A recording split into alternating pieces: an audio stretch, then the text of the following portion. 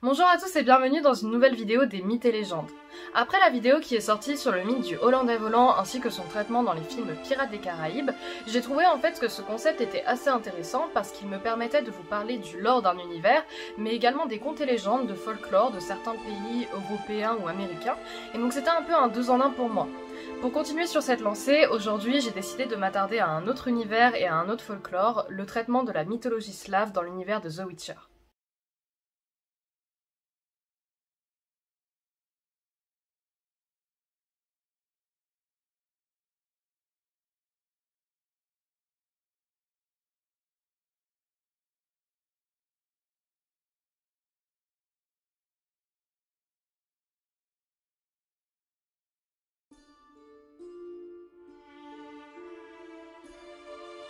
La première créature dont je vais vous parler est une créature qui, je pense, a choqué pas mal de personnes de par la violence de la signification qui l'entoure, à savoir le couvain. Le couvain, c'est une créature qui, en fait, est issue de la malédiction d'un enfant mort-né ou mort en fausse couche, et qui aurait été enterré sans qu'on lui donne de nom et sans rite. La créature maudite, ayant l'apparence d'un bébé avec un bec de lièvre, reviendrait donc à la vie la nuit pour aller chasser. Il attaque les femmes enceintes pour se nourrir de leur fœtus et boire leur sang en vengeance du traitement qu'ils auraient subi. Dans le jeu The Witcher 3 Wild Hunt, un couvain est rencontré dans la région de Velen. La femme du baron sanglant fit une fausse couche et le baron enterra l'enfant dans un trou de terre afin de le cacher de la vue de tous. Le nouveau-né devint alors un couvain et deux options s'offrent à Geralt. Tuer la créature par la force des armes ou bien enterrer l'enfant dans les rites et en lui donnant un nom pour que la malédiction soit levée. Mais d'où vient en réalité cette créature? Le couvain trouve son inspiration dans deux créatures, le Drekavac et le Milling. Par ailleurs, je m'excuse un petit peu rapidement de la prononciation, je suis pas spécialisée dans toutes les langues un petit peu slaves, donc voilà, excusez-moi pour la prononciation.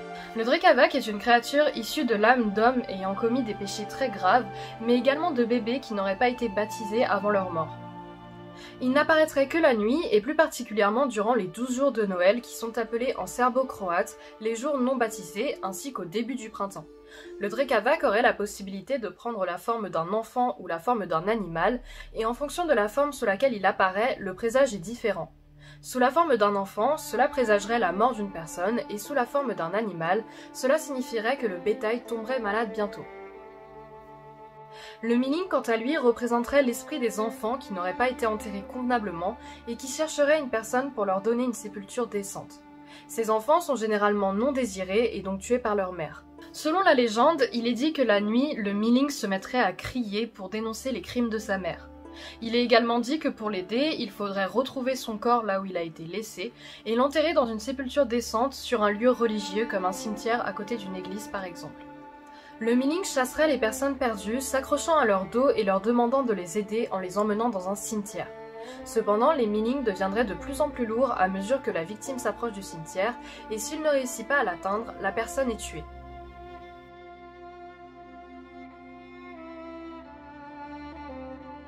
Le Lechen, dans l'univers de The Witcher, est un esprit de la forêt résidant dans les bois les plus primitifs et anciens du monde. Il a la capacité de contrôler les plantes ainsi que les animaux, et il est parfois vénéré comme un dieu. Il a également la possibilité de poser sa marque sur une personne, ce qui apportera le malheur sur le village auquel elle appartient. Plusieurs possibilités se présentent alors. Tuer le Lechen et détruire ses totems, tuer la personne, ou alors la faire quitter le village. Le Lechen est fortement inspiré de deux créatures, à savoir le Leshy et le Wendigo. Le Leshy est un esprit des forêts, protecteur de ces dernières ainsi que des habitants qui y résident. Il a de ce fait un petit peu le même rôle que Lent dans l'univers du Seigneur des Anneaux. Le Leshy a également une apparence humanoïde mais avec une peau bleue et des cheveux et une barbe faite de mousse. Il a également la faculté de se transformer en n'importe quel animal ou arbre, pouvant devenir extrêmement petit ou extrêmement grand, et il a également la faculté de contrôler les animaux qui sont dans la forêt.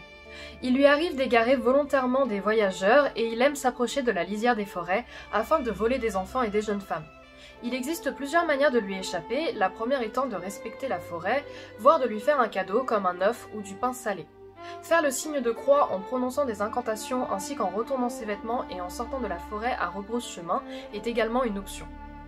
Le Wendigo est une créature issue du folklore amérindien, mais ça je pense que c'est une créature que vous connaissez beaucoup plus, parce qu'il y a eu un jeu dédié quasiment uniquement à ces créatures, à savoir Until Dawn, mais également parce que Link the Sun en a parlé dans sa vidéo sur les cryptides. Je vais bien évidemment vous redécrire un petit peu la créature, afin que ceux qui ne la connaissent pas soient un petit peu plus familiers avec. Dans la légende, le Wendigo désignerait l'état dans lequel un homme se transformerait s'il fait acte de cannibalisme. Ces créatures incarnent le péché de gourmandise à la perfection, car elles sont constamment affamées et plus elles se nourrissent, plus elles ont faim. Le Wendigo est associé à l'hiver car c'est le moment où les hommes seraient potentiellement les plus contraints à avoir recours au cannibalisme dû au manque de nourriture. Les Wendigo ont une apparence humanoïde avec un cœur de glace et ils seraient connus pour leur cruauté immense envers leurs victimes. Il existe plusieurs manières de tuer un Wendigo, dont la première serait de lui tirer une balle en argent dans le cœur, mais également de le brûler pour faire fondre son cœur de glace.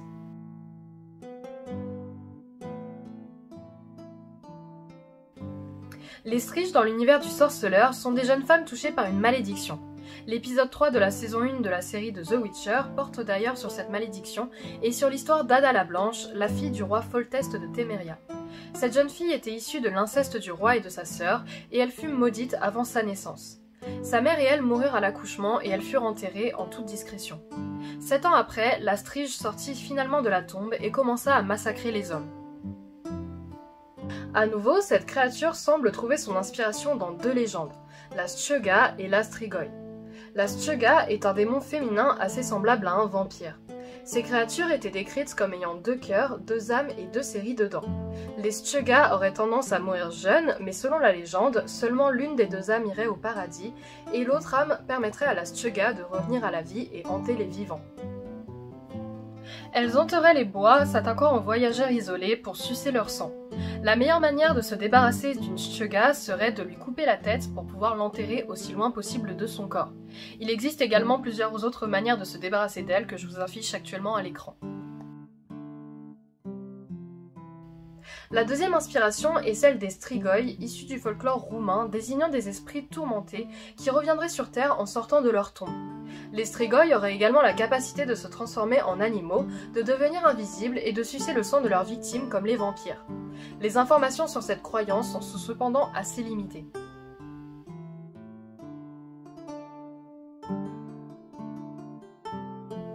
Les Moires sont 3 sorcières vivant dans le marais de Torséchine, appelées Ambroise, Fuzel et Soupir.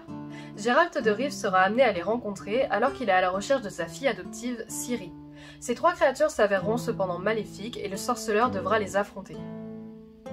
La première inspiration assez flagrante autour de ces sorcières est celle du conte d'Hansel et Gretel.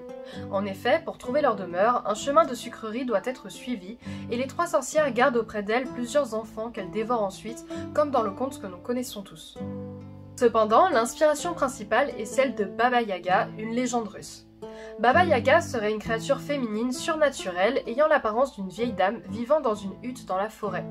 Selon Vladimir Props, Baba Yaga pourrait apparaître comme une bienfaitrice ou bien comme une créature malveillante, et les récits la décrivent aussi bien comme une dévoreuse d'enfants que comme une femme aidant les personnes perdues.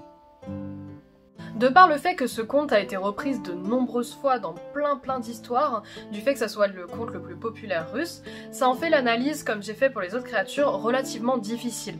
Ce qu'on peut retenir cependant, c'est que c'est une créature qui est assez dure à cerner, à savoir si elle est bonne ou mauvaise, et c'est de ce fait en ça que, pour moi, elle peut être assimilée aux moires, parce qu'au début de l'histoire, on ne sait pas si elle est bonne ou mauvaise, et en soi, tant qu'on ne les touche pas, elles ne nous font pas vraiment de mal. L'autre inspiration importante de ces créatures serait les 3 sorcières issues de la pièce de théâtre Macbeth, écrite par Shakespeare. Ces personnages sont eux-mêmes inspirés par les créatures mythologiques de la destinée. Dans la pièce de théâtre, les sorcières agissent comme des prophètes, prédisant l'avenir de Macbeth, de son ascension à sa chute. Les intentions sont difficiles à cerner, ne choisissant pas réellement de camp et impressionnent de par leur omnipotence.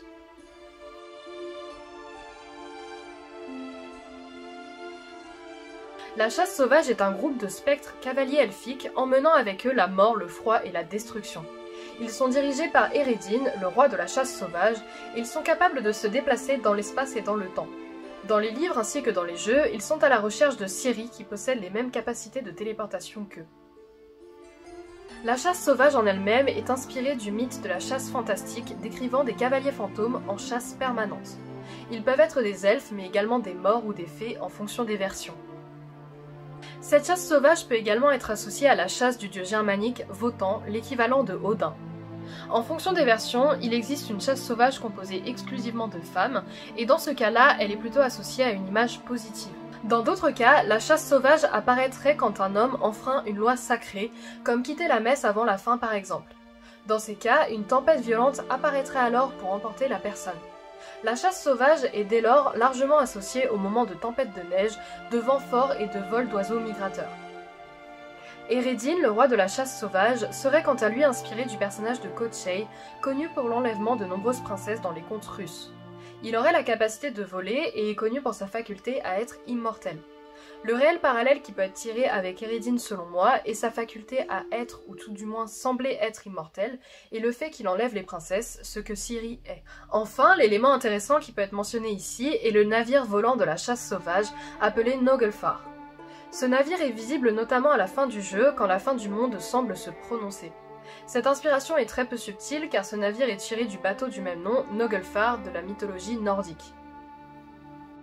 Il s'agit du vaisseau censé conduire les géants au combat durant le Ragnarok, guidé par Loki ou Slimir. Le nom peut se traduire par bateau des ongles, mais également bateau des morts. Pour ma part, il s'agit de là le mythe le plus similaire à l'utilisation qui en a été faite dans The Witcher. Merci à tous d'avoir regardé cette nouvelle vidéo des mythes et légendes. J'espère que ce format un petit peu faisant parallèle entre des éléments utilisés dans un univers et un lore et des mythes et folklore réels vous intéresse. Si c'est le cas, n'hésitez pas à le dire en commentaire, à mettre un pouce, à vous abonner, etc. Tout le pipeau habituel. Si vous avez des suggestions pour d'autres univers que vous souhaitez que je traite un petit peu de manière similaire, n'hésitez pas à le faire en commentaire. Et en attendant, moi je vous dis à la prochaine pour une autre vidéo. Ciao!